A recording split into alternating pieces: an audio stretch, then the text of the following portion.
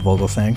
Thank Hi. you so much for coming down to our parts. Thanks for having me. It's so nice excited to be here. I'm so excited for the new record, Afterglow. Thank you. Yes. Coming out tomorrow. Yes. Been a long time coming.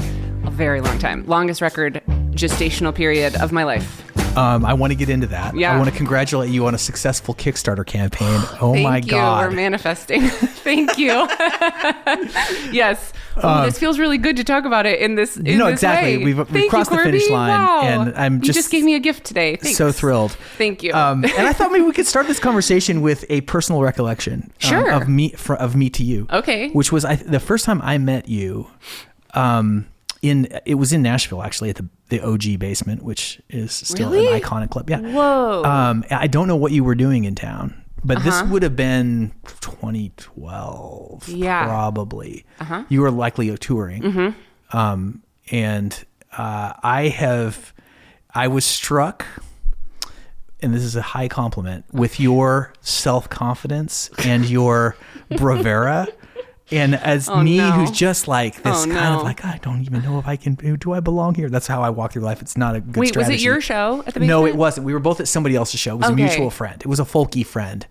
And it might have been an out-of-towner. Yeah. You know, it was like, but one I know the one tour, of us. and I know the tour you're talking about, and I remember, but I thought it was your show in my mind, that would have been your show. I don't know. I just blocked it I out. don't know. I've had a few pretty hairy shows at the OG Basement. Yeah, I'll tell you a hilarious story off mic sometime. But that's how I met you, and that's how I became a fan of yours.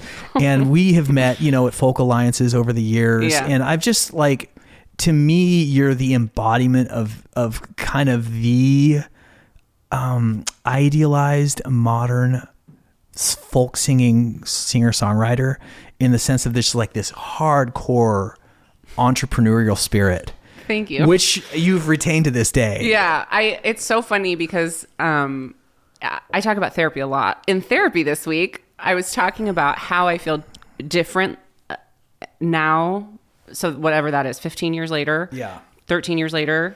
And one of these things I was talking about was that bravado, and how I feel so much better inside of myself, and how I think that bravado was to me, that's so cringy to be like, you were so self-confident back then. I'm like, oh, it's not a good thing, because I think it was, at the time, it didn't feel like it felt authentically who I was. But I look now and I say, wow, you were so worried about what everybody thought about you. It was very performative. And I don't think I was going, I'm going to be this person. I think I just was like, that was my mechanism for survival. It was this, this is what I got to do. And I feel so much less of that pressure now to be that kind of a person. And I feel so much better inside of myself, that it's hard for me to hear that and be and not feel embarrassed for myself, because I also have been around a long time doing this. Right. So people remember me from 2008, being a dick. I don't know, just being blah, blah. I think back to that stuff and I'm like, how did I have that confidence? Where did that come from? And I think it was a place of fear, honestly.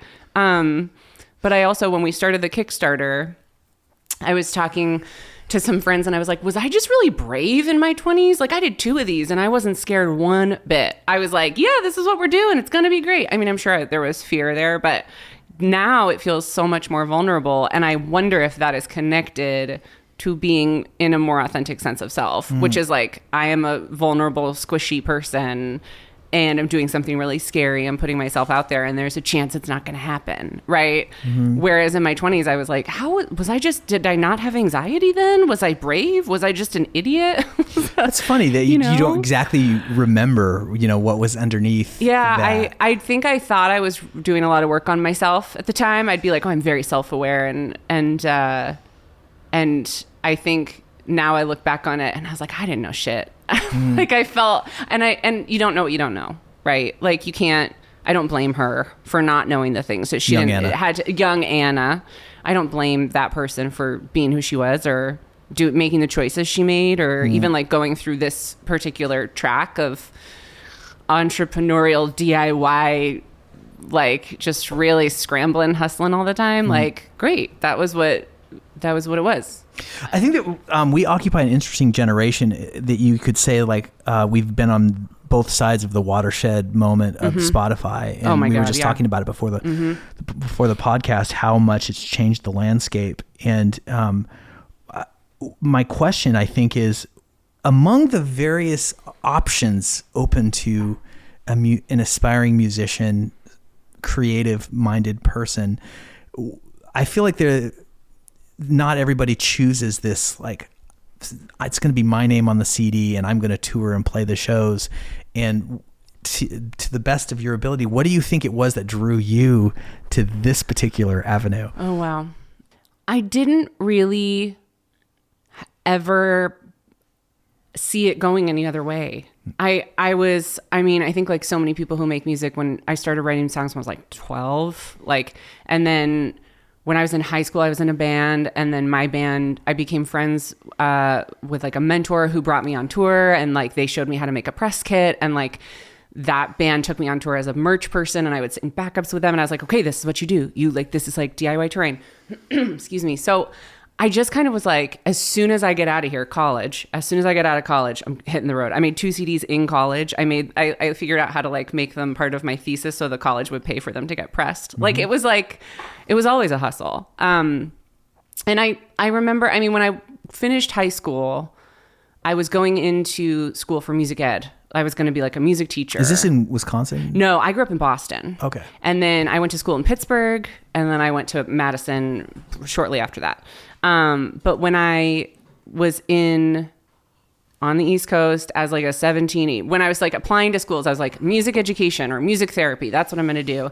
And then in that year, from when I said like I would go to a school to when I left, our band kind of like blew up, and I was like, oh, fuck that. I'm going to go do performance. And so then I kind of took the education piece out and I did vocal performance, which was opera. And I had never taken a voice lesson in like my life. I loved choral singing. I loved singing classically that way, but I had never and I was very into musical theater, but I had never sung opera. And I got there and my voice teacher did not know what to do with me. She was like, how the fuck did you get into this school?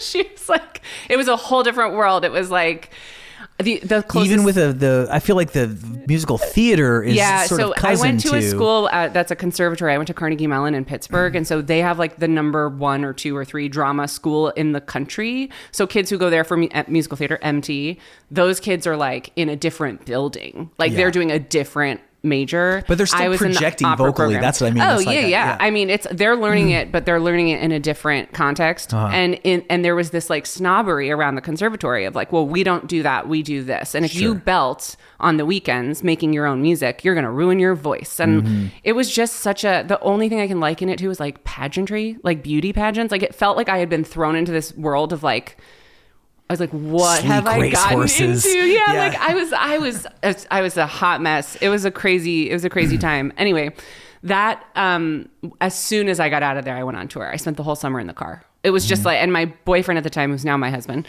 he played bass in my band. My best friend from New York, she and I were like the co-bill. It was like an 8-week tour. I do not know what we were doing. Our drummer was in the back with a thing strapped onto his little tiny car. There were 4 of us. And then my friend Joe was playing fiddle.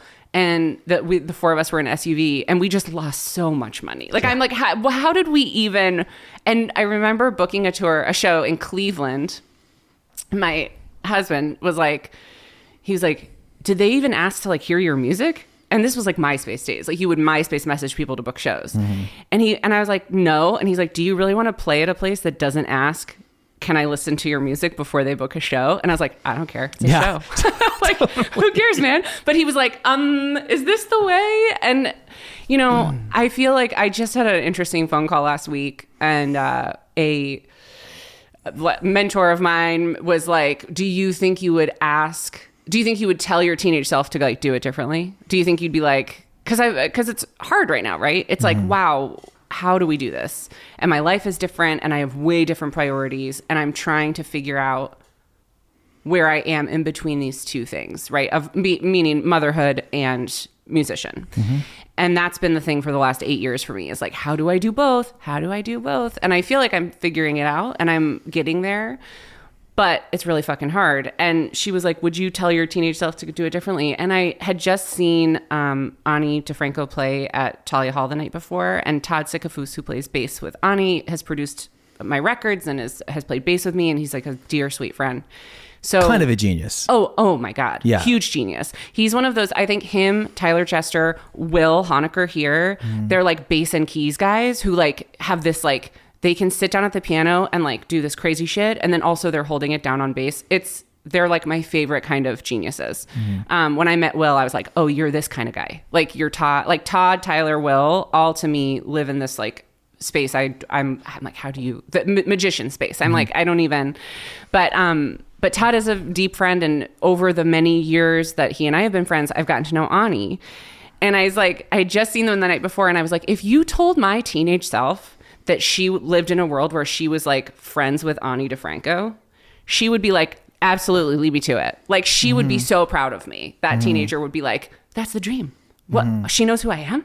Like, you know, like, or it's like meeting your heroes. And then you like kind of turn around and look back and you're like, oh man, like I'm in a space with peers where I feel like I need that reminder from my young self of like, oh, you're fucking doing it. Like that's what I wanted. So is the answer to the question, no, I wouldn't give my teenage self? Listen, I don't know the answer to that question. I think that I would have done Madison really differently. Madison, Wisconsin, when I lived there. I think I would have built, I just really hoofed it all over the east, like east of the Mississippi, just over and over and over.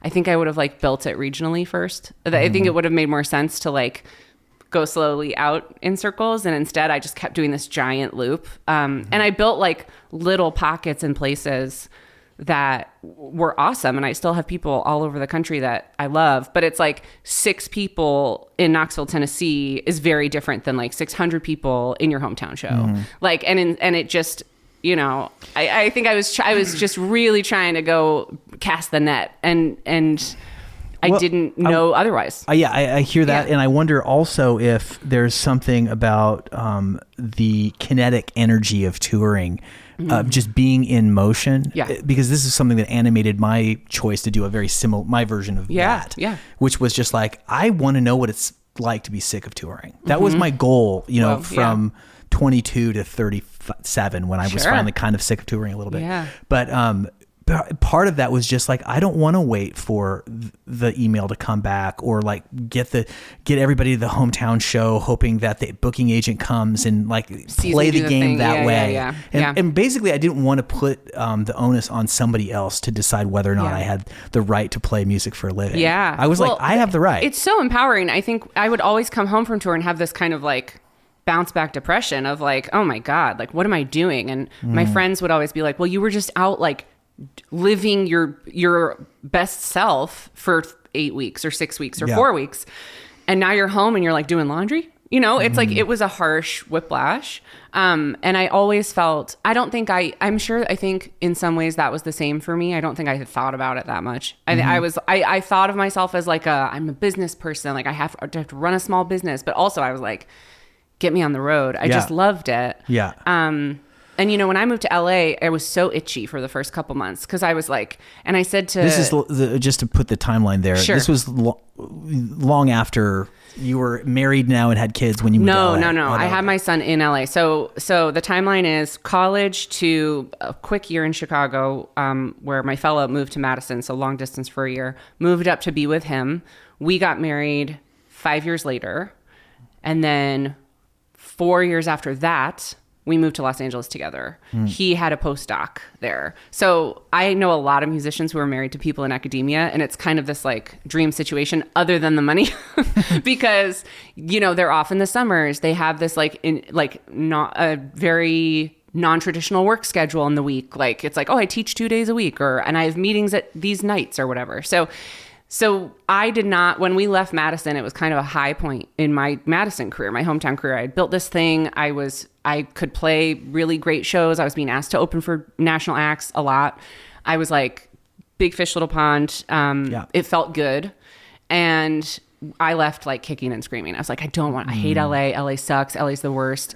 We got there. I said to my friend, Julia Nunes, who's like wonderful musician. We had met on the road. I had opened for her in Madison, became friends. She came over to my house to help me like move some stuff. And I was like, I don't know. I'm trying to decide. Like, it feels like I should book a tour. Like I was so like, what do I do? Like I just had an open schedule for the first time ever. And it's so far away from everything that you're like, oh my God, how am I going to tour out here? Like, and I was like, I don't know. I think I might just fly to the East Coast and rent a car and do a tour.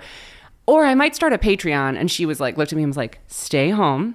Start a Patreon. And I was like, okay. She's like, you don't have to leave. Like, this had been like 18? This is 17. No, I'm sorry, 16. This was 16. You were an early adopter. I was. And so, me too. Yeah, I jumped in. Well. I know it did. I mean, I just was like, okay, I'm going to try, and that was the first, to me, it was like a pivot away from obviously touring, but also Kickstarter or like doing these kind of like big, it was like, oh, this is a slow burn. Like this is a long career. And I have to figure out which pocket am I going to feed right now?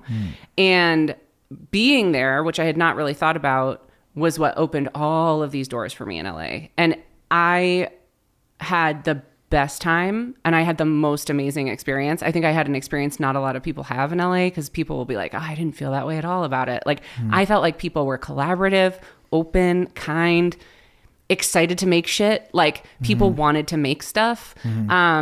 We had this weekly meeting at my house that just like kind of blew up and it was so generative and fun and like it just made me feel like, oh, you can stay home and still make a living. And also a lot of people in LA are people who otherwise are sometimes on the road, right? But this is their home base. So you have all of these like professional band people who are like, oh yeah, I want to jump up and play drums with you. Or like, oh yeah, like let's do this thing. Like, I found it like really amazing. And that was the first time where I was like, oh, I don't have to tour. Like I could stay here.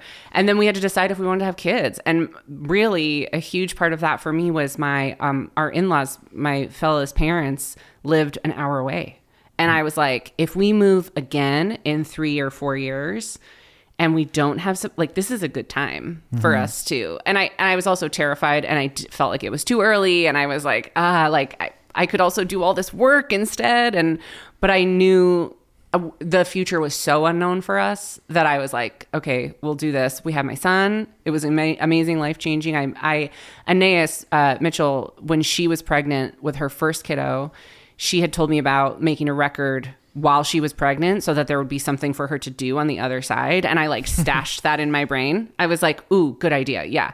So I made this record while I was pregnant in LA. And that was like my project the whole time I was there. Not Afterglow. Not Afterglow. That was Beacon.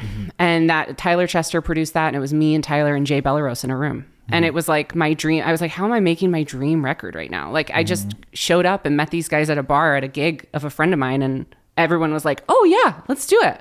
We like, it felt like magic. I just couldn't, I felt very among my weird creative people there.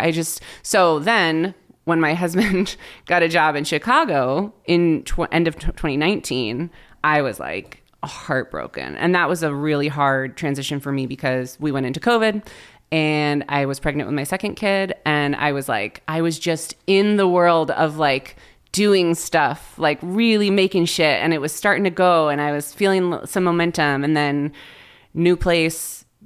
I mean, it's isolating enough to be like a pregnant or like new parent, as you know, and add COVID to that. Like my daughter was born in September of 2020. So it was just like, okay, and in some ways it was nice because it was like, well, everyone's stuck. Like I'm not the only one not going on tour, but it felt like a leveling of me. Like it was a really hard transition. And that is like, the songs start there. Like that's where the songs start on this record is like, that kind of like, there's like before we moved to LA, there's after we left LA, there's before we had kids, after we had kids, like there's all of these very like dual marked points for me on my timeline of like, I mean, just to hit on the LA thing, I love the story. Thank you for sharing it.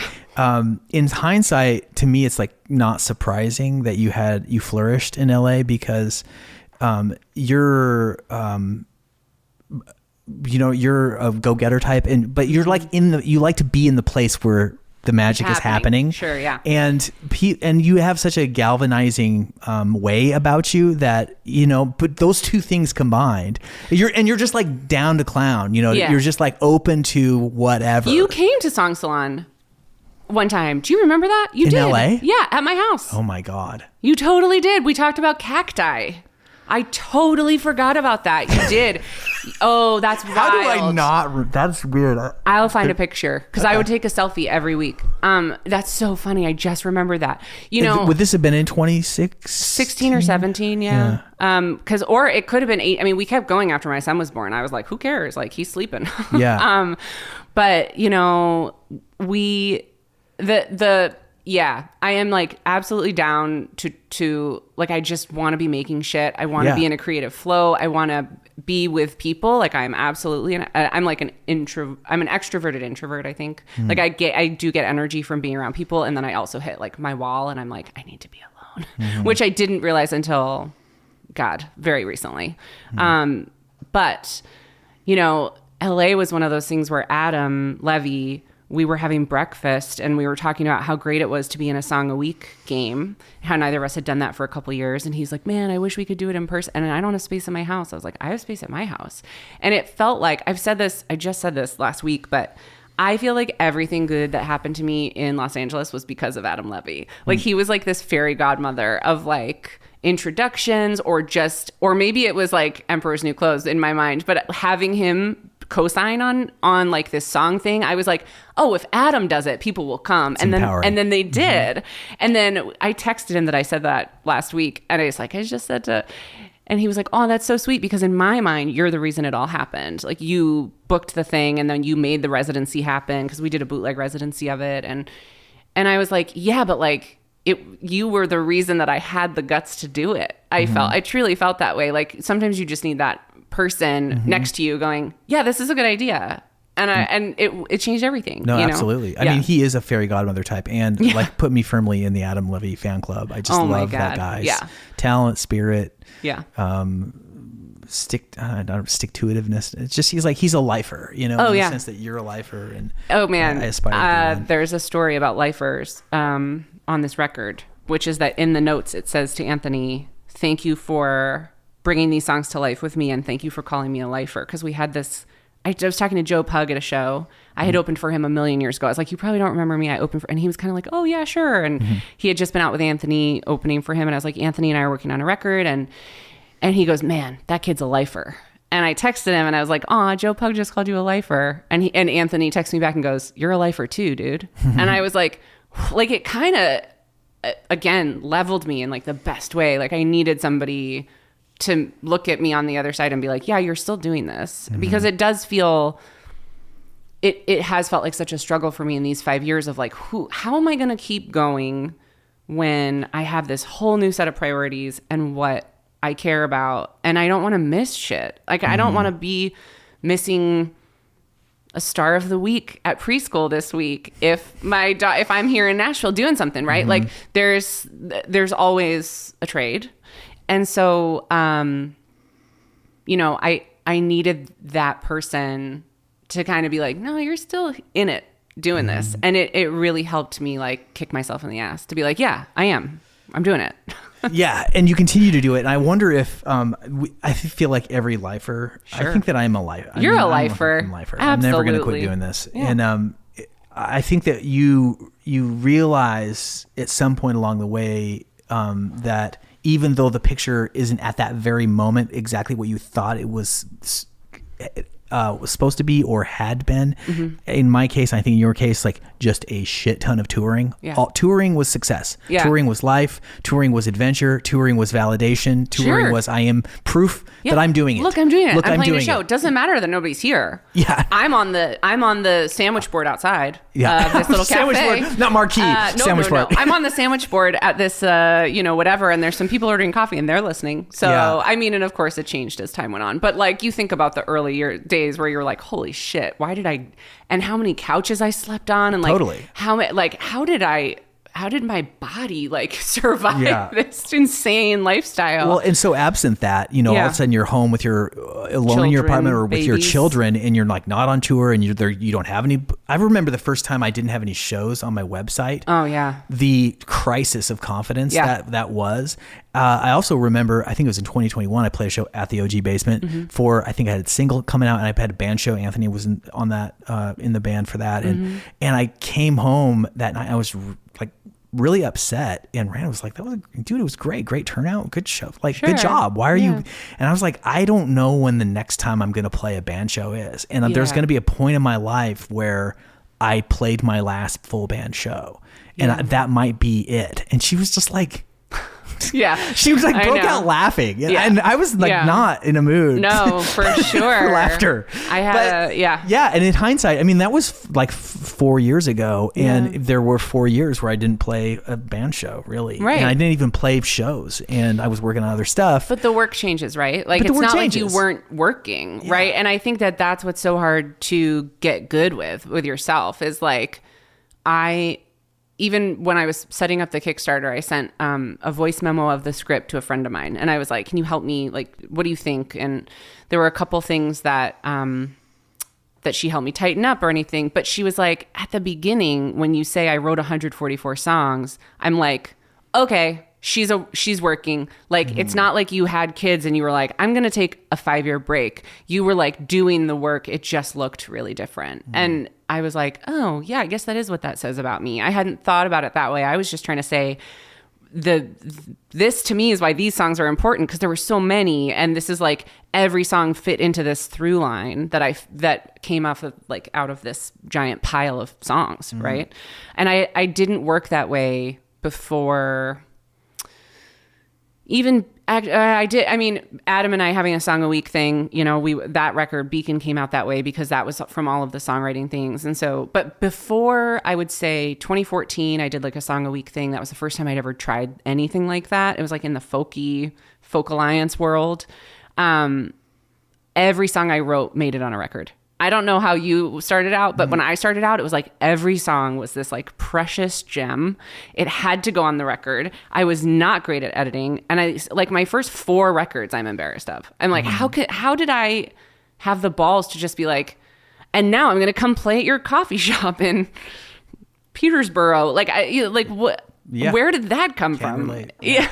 The weird, insane confidence. And like maybe it's youth and it's whatever, but I hit like once I started treating it like a craft that I knew I could get. I mean, my songs got better because I was doing it so much, and my performances got better and my playing got better. But once I hit that year where I wrote a song a week for the first time in 2014, I was like, oh, okay. Like, there is a different way to go about this. And it's bringing some really interesting stuff out that I wouldn't have written otherwise, because it wasn't about feelings, place of pain. Here's a song about it. Like, it was like, I'm actually having a really good week. What am I going to write about? And then it's like, oh, well, I have to write about this prompt. And then I would do it. And then some of those songs made it on a record. And then, so I think that for me, that was a big turning point to look at the work as the writing instead of the touring. And I didn't stop touring. Like, I mean, I don't even feel like I stopped touring, but we moved to LA, like I said, end of 16 or middle of 16, actually. I did a big tour summer of 16 for the release of Hiker. And then we moved. And again, I was the same way. I had nothing on the schedule for the fall, 'cause I was like, what's it going to be like when we get to Los Angeles? I don't know. And it was scary as shit. And that's when Adam was like, what if we did this song a week? And I was like, yes, give me a job, give me a thing. And then that became the work, Yeah. You talked about a huge pile of songs that you pulled from for this album. And I'm so curious, because I don't write a ton of songs. There's definitely many songs I haven't recorded that weren't that great. But if I fall in love with a song after I write it, and usually that's pretty clear whether or not that's happened shortly after, it's on a record. Sure. So having been a person who's never had 140 plus songs to choose from for an album, how did you cull those? I have the same thing, which is like some of them come really fast and they're not. Some of them are. So I'm in Matt, the electrician's song game. So it's an email that goes out once a week. We all owe a song by Friday at midnight. You know everybody on the list. Like it's all folky folks. And he gives us a prompt every week, a title. And again, this is like, I was like, I'm never going to be that kind of writer. I only write what's true, like blah, blah, blah. It has been the best exercise in accountability I joined in February of 2020. Like, not knowing what was coming, just, I saw him at Folk Alliance. Laura Cortese was standing there and she was like, oh, Matt's game. And I was like, ooh, Matt, I just moved and I used to have this thing in LA and now I don't have it. Like, I would love to, he put me on. And then that was the beginning of that kind of process for me. When the songs come so there's a song on the record that I wrote while I was literally nursing my daughter, who was very newborn, at bedtime. And the prompt that week was Strange Shape. And it was a Friday night and I was putting her to bed and I knew that the prompt was Strange Shape. And I turned on my voice memos and I sang the entire first verse of the song. And then I could hear, and then I often do this, I'll sing the guitar part into my phone. Like I could hear what I wanted the guitar part to be. It came as this, like, I put her to bed, I went downstairs, I turned on the voice memo, I got my guitar, I figured it out, I finished the song. That's on the record. Like that, one of those is like, oh, well, great. There are some songs on the record so I think, sorry, I'm not really answering your question. To cull down at the beginning, there were songs in the mix that I loved. And then there were like songs in the mix, and I would say there were probably 25 or 30 that I felt like were contenders. And so some of those were like Stardust, which like just whoosh, came out from the universe. And some of them were things that I had worked on to a prompt that I was like, this has a lot of potential. And I love this melody or I love this hook, but it's not all the way there. So I did a round of edits on a bunch of songs, which again, something that's pretty new for me. I never used to look at things like, ooh, I could edit this and make it better. It was just like, well, this is the song. So I did a bunch of edits. Anthony then and I got on a call and we had already started the record at that point because I thought we were just going to do one song. And then I was like, actually, let's do an EP and do 4 songs. And I was like, actually, let's just make a record. So we had already started that process because we had 4 songs chosen for the first, what we thought was an EP. And then I sent him the like 25 others. And I was like, can you give a listen? I have ideas, but I want to hear your ideas. And he picked probably 2 songs that I wouldn't have. And we had conversations about it where I was like, what do you think about? And he's like, oh, this one line, this bridge got me, this pre-chorus got me. Like, and that was really awesome to have a collaborator who knows, as you know, and like knows songs inside and out and knows me really well and has known me for 20 years. And so for him to go, oh, this is it. I was like, okay, I trust you. And then we got to build on that together. And I think it has to be a collaborative process. I mean, I think if you're sitting on a pile of 144 songs by yourself and you're like, I'm going to self-produce a record, you're too in the woods. Like you're just inside of it. You need somebody else to come. That's how I did Hiker too. Todd picked those songs out of a big pile of songs. And I had ideas about what I wanted to use or whatever. But having that like definitive person say, oh, these ones are interesting to me, that creates that collaborative route of like, okay, because this record is our record. It's not just mine. It's not just yours. We're making this thing in partnership, you know? I hear that so well. Yeah. And I think that I was thinking about what you were speaking about earlier, advice to your teenage self. Would you do anything different? I was saying, like, would I do something different with myself? And I think that if I had advice for my younger self, I would suggest being more collaborative minded when I was younger. And I would suggest that now to my present self. Yeah. And it's a struggle for me as a hardened introvert. And it is like any sort of extroverted anything has like always been difficult for me. And also putting myself forward in environments where there are witnesses is hard for me. Scary. Like, I don't like making mistakes in front of people. I'll make a zillion by myself. But I think that there's also, and I pose this to you. There's a sense of ownership that comes in the self-made thing that is absent in the co-write. And I've noticed that some of my more successful songs, I can use that commercially, I think probably almost without exception have been co-writes, but the ones that are meaning the most to me and the ones that have made me want to keep doing this have always been, and it's like this song. That can be both and, right? Like there's a place for both of those things. And it doesn't mean that the song that you feel so connected to and the song that you feel makes you want to keep going, nobody has to ever like that song. You just have to like that song. Because that's what, I mean, obviously it would be great if some people did, but like that keeping you going is maybe that's that song's job. And then over here, these co-writes, maybe that's their job. Like they don't necessarily, and I don't live in Nashville. I haven't really lived in the world of co-write and like pitch and sync and everything. But I do think that like there's a place for that work. And if it touches people, great. But does it have to touch you every time as an artist? I don't know. It's a question. It's a big question. Yeah. You know what? I think about this too. I'm like, maybe there's a certain amount of selfishness in being so precious about like, I only want to write these songs that I write myself that have these intense personal meaning. And if without that intense personal meaning, I'm just not as into it anymore. It's like, you know what, motherfucker, maybe get out of the song's way and serve the song. Like this song is, that's a huge deal. This song means something to people. Like it's not just your song. Who are you to? Anymore. I mean, that's the goal, right? Is like for other people to feel something about themselves when they hear your song. So if you have a co-write that you're like, I don't really care about that, but a million people hear it and they're like, ooh, I really resonate. Well, then who are we to say? Like, great, I'm glad you do. You don't have to. It's not. I mean, to me, I was so in that same boat, right? Of like, I'm running the ship. I'm driving the car. I'm writing the emails. I'm playing the shows. I'm writing the songs. Like there is nobody else. I'm putting a band together to serve my vision. But the first truly collaborative, it's between two records. But once I made a record live in the room with Todd Sigfus, that when I made Hiker, I was like, I never want to not make a record live again. And I never want this to be about me again. I was like, I'm going to look for collaborators who are producers first. I had never really done that on purpose. Like I wasn't looking for producers. I was like, who's going to play drums on my record? Like that's what it was.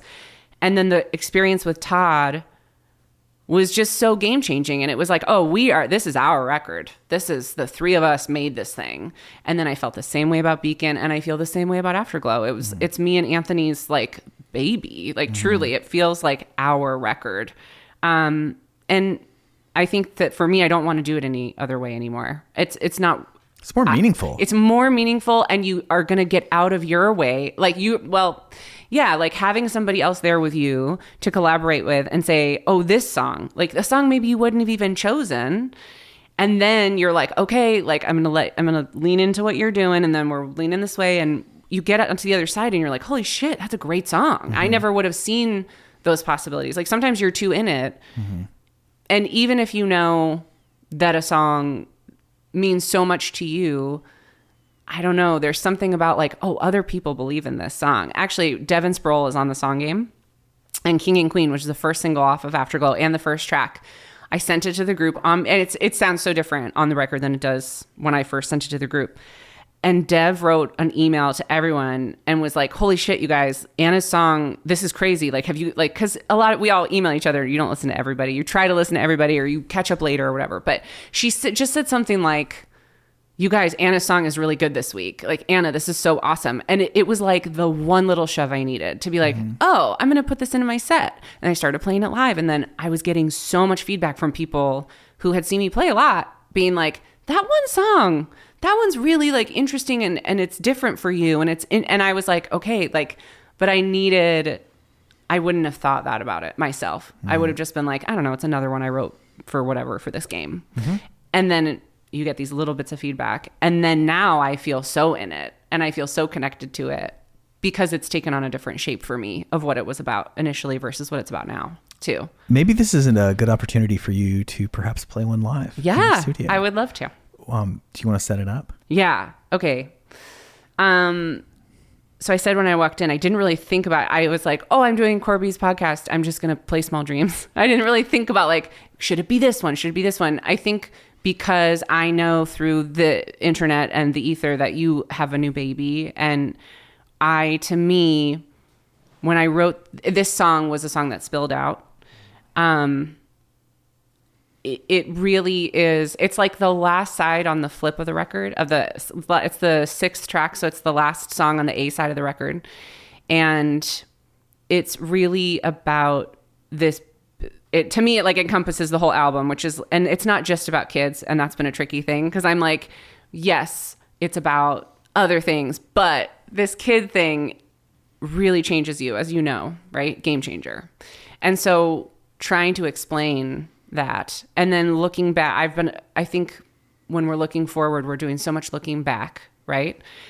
And so looking back on my career, on why did I have this need to tour? I mean, that's like the whole second verse is that.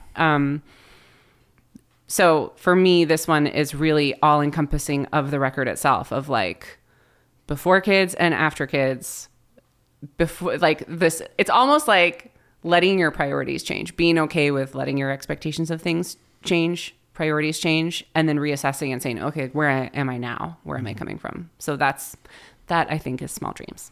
Let's hear it.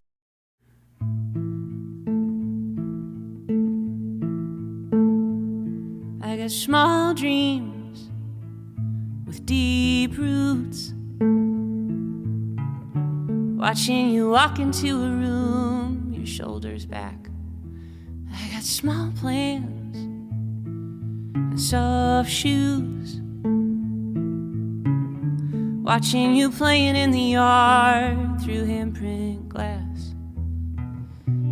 They all say that when your kid shows up, you become a different person. All I know is when my world split open, I became more like myself. I had big dreams with hard roots, wanted to carve my name into the burning ground. I had big plans and tall shoes,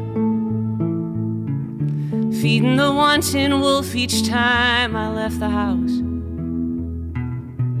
They all say that every 7 years you become a different person, and I believe it, but I'm still here, wanting each year to be worth it. Look at your face, covered in daydreams, coming into soft focus. Bring up the lights, light all the candles, wishing that time could hold us.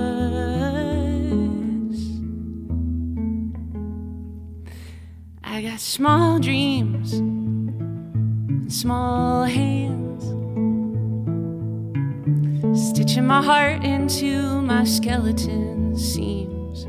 I got small plans and house shoes, pressing each memory in a photograph machine. And I look up and I catch myself looking like a different person,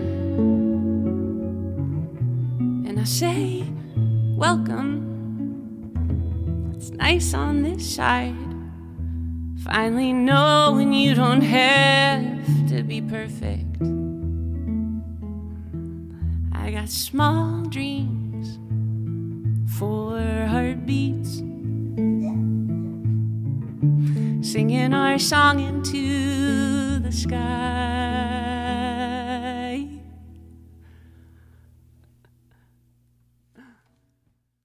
That was beautiful, and it touched my heart, and I can absolutely relate. Sure. You're a grizzled veteran at this point. You've gotten used to it. I'm still adjusting to the sleep schedule. Oh, totally. But I will say that from where I'm at, that the perspective change, and there's a line in there about becoming more yourself. Yeah. Having had a child, you were surprised to find that you were more yourself, and that is an unexpected development. Yeah. And I will say that I have my own version of that, which is this there's something that's gotten more fun about music and creativity in general, because it's not a self-defining activity, or it's not like how I don't identify in the same way as like this guy who makes stuff. Sure. What is that all about anyway? It's just something I enjoy doing because this person that's at the center of our lives now, my wife and I's, is much more important. Yeah. I mean, you would, if you had to drop the career, you'd drop the career. I would drop the career in 1 second. Totally. And never before kids for me would I have done that. Would I have said, oh yeah, if you asked me to make a choice, like I didn't expect it. I mean, I expected I would love my kids, but it really just split the ocean for me. It was like, that was the moment. He was born and I was like, well, none of that matters. Like, and then I think for me, a tricky part of this too, is if none of that matters, how do you come back and do you want to? And that has been the question for me the last 5 years with my second kid and COVID, and how we were just talking about the landscape changing of putting out records. And it's like, do I actually want to choose this? And every time I try to think about doing something else or try to walk away and there have been moments in the last 5 years where I'm like, maybe I'll go to grad school, whatever the thing is, it's like, I just keep coming back and I'm not ever going to be able to stop writing songs. And I do think that there is for me, it is just part of not necessarily my identity, but that's the best way I can describe it. It's like, it's a calling. It's a calling. I think that's a beautiful word. And I think that it's one of the best ways for me to be of service. Cause in this 5-year reassessment period, I was like, what is important to me? And it's like helping people and helping kids, like being there for children. I have a kids music gig. I teach preschool music once a week. And so that kind of gets me my fill of like literally helping children, being there for kids, but also, obviously raising up my own kids, being there for them, looking at what I want to also show them. And actually, Kashana and I played a show together at Space. I live in Evanston. And so Space is my hometown venue, which is amazing. So all these friends come through. I opened for her, and it was the first time my son ever came to see me play. He was like 6 at the time, I think. And it was an opening slot. It was early. So he came to the show. And Kashana got on stage and said, and this is another moment of like someone else telling me what I needed to realize and hear in that moment and internalizing it. But she was like, she said this to the audience. She said, think about that kid looking at his mom standing in her power and doing what she is put on earth to do. How beautiful and how important for this kid. And I was like, oh, this is how I'm going to do both. Like it can exist, right? Like you won't be the parent you want to be if you're not your full self. And are you your full self if you're not making songs? For me, no. That's it. I keep coming back to the songs. It's like, well, I keep writing a song, so I guess I'm still doing this. And then it's like, okay, well, if that's the best version of me, is that how I'm then my best version as a parent to my children? Yes. And so that was my way back in. I was like, okay, so if that's the North Star, if that's like authentic self, authentic parenting, and the priorities are different, and the tours are shorter, and I'm choosing what I really want to do. Can we go from there? And so far, so good. I think the answer is yes, absolutely. Yeah. Well, I mean, I just want to say to your credit, and just for anybody who is in the throes of creative process and tension, that it takes a tremendous amount of courage to not just, let alone make a career in music. I mean, it's a whole nother set of skills, you could just say. But just to like write one song, is skills aside, to just take the chance, step into the chaos, and potentially and likely fail at coming back with something that is worth much of anything. But to be able to do that is such a profound, I think, essentially human activity. And when you do that, you give other people permission, inspiration, example, an example of doing that. And I think that the world is in desperate need of people being willing to be vulnerable unto themselves for its own sake. I agree. So I applaud you. Thank you. And I could talk to you for 2 more hours. Yeah, it's I was about great. to be like, do you know this quote? And then I was like, that's too long. No, what's the quote? What's the quote? Okay. So I teach a lot of creativity workshops, which talks about exactly this. Like everybody can write a song. This is accessible to all of us. And how do you get into flow and yada, yada, yada. And I've been teaching this workshop series called Songwriting for Moms. So it's specifically to like women caretakers. Like, how do you get back in touch with this part of yourself? There's this Ira Glass quote that I always use no matter where I'm teaching, workshops, colleges, whatever. And he basically, the topic sentence is, when you start out, you got into the game because you have good taste, but your skill doesn't match your taste.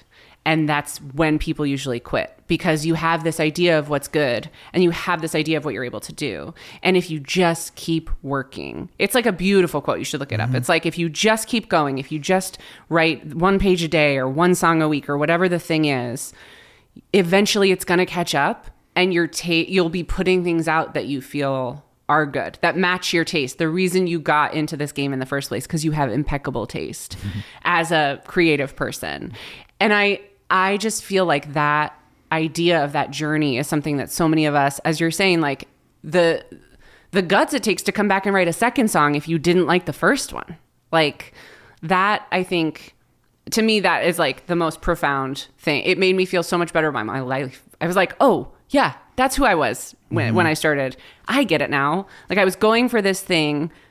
I kept going, and that's that bravado. It's like, who knows why we did that? But instead of quitting and being like, I'm never going to be like as good as the pros, it's like, okay, I just got to keep going until I'm as good as the pros. And then, you find yourself more manifesting. Hanging out with Annie DeFranco. You realize, exactly. Like, well, at some point I became one of us. Yeah.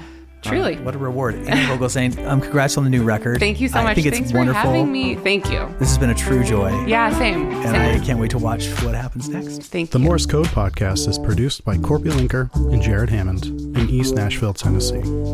Our executive producer is Randa Newman. You can find full videos for this and all previous episodes at morsecodepodcast.com.